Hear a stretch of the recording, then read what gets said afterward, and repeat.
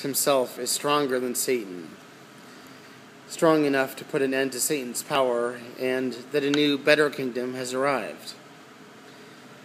And you can almost imagine the Pharisees twiddling their mustaches and saying, "Curses, foiled again."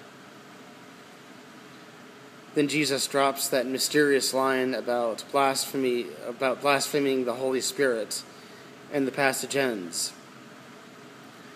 Dramatic, but not easy to understand.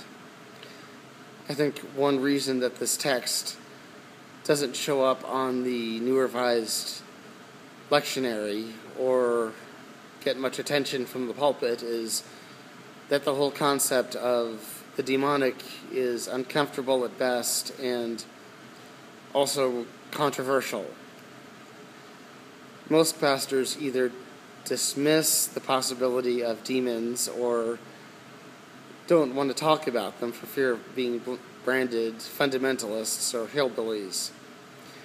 And for most people in the pews, the mention of demons conjures up images of The Exorcist. Also dramatic, but maybe not good fodder for a sermon. But we miss the point when we assume that this story is about how to cast out a demon.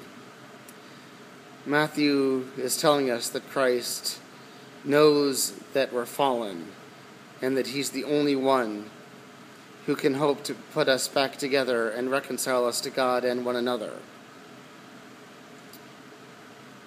That Jesus spends his ministry helping and healing those who are most in need is no shock.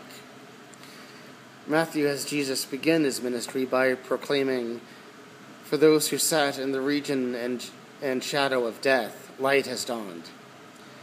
He performs miracles everywhere he goes, casting out demons, curing illnesses, and accepting those who society rejects into God's kingdom.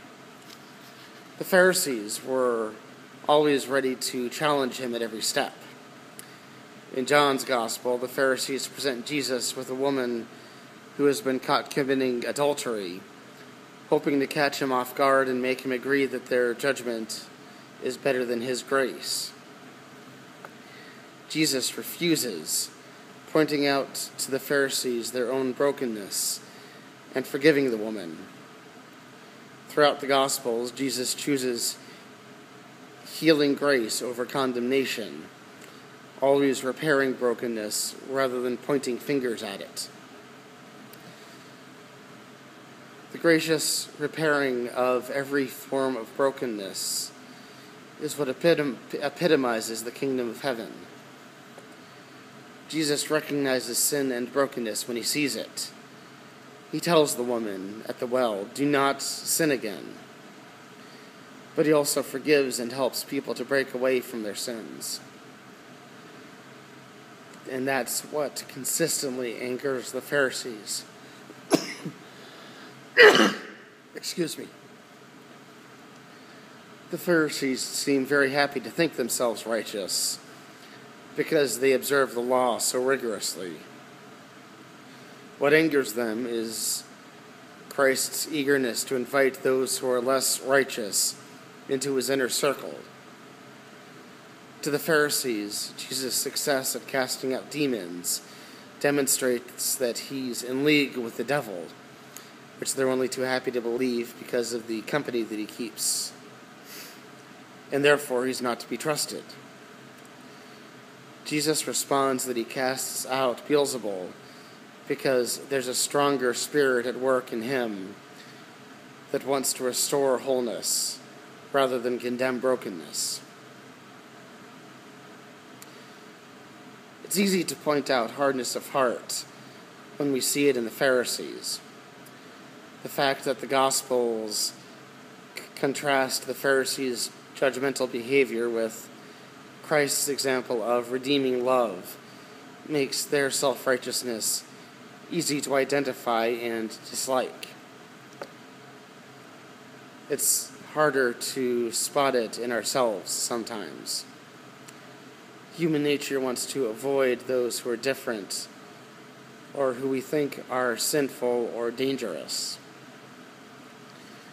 The very sinfulness that Jesus forgives and overcomes makes us avoid or hate those whose sins we think of as most obvious. But Jesus is stronger than any sin or brokenness in the world. And he calls us to join a kingdom in which our alienation from God and each other is overcome.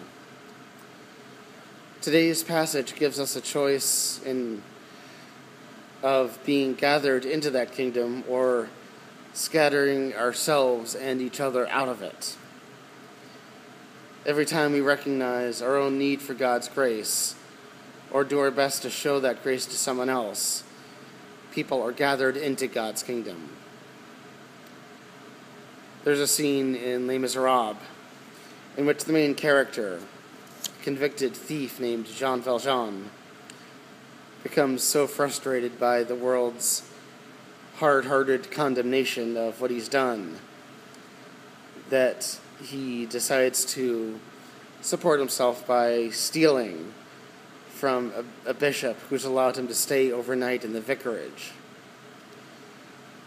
When Valjean is caught, the bishop tells the police that he gave Valjean the stolen items, and then cautions Valjean to learn from the bishop's example. Valjean realizes what he's done and becomes the antagonist of the story. He becomes the one that shows the same grace to those around him. And so another person is gathered into God's kingdom and begins to gather others. So what do we say about these demons? Can we take a story about an exorcism as saying anything to us? I don't want to start a debate with this sermon about whether or not the man who Jesus healed was really possessed or was mentally ill.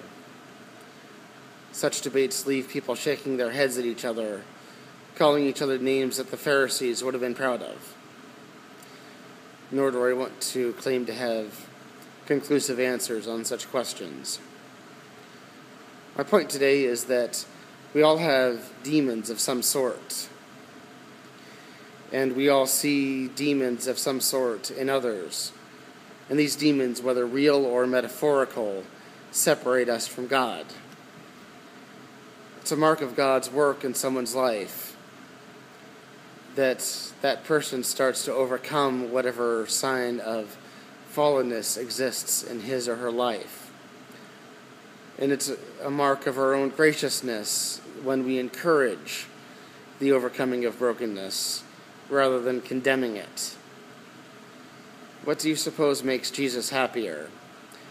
Gathering people into God's kingdom by accepting them into the church and showing them grace, or shaking your head at what messes people are and rejecting any attempt to help or to reach out?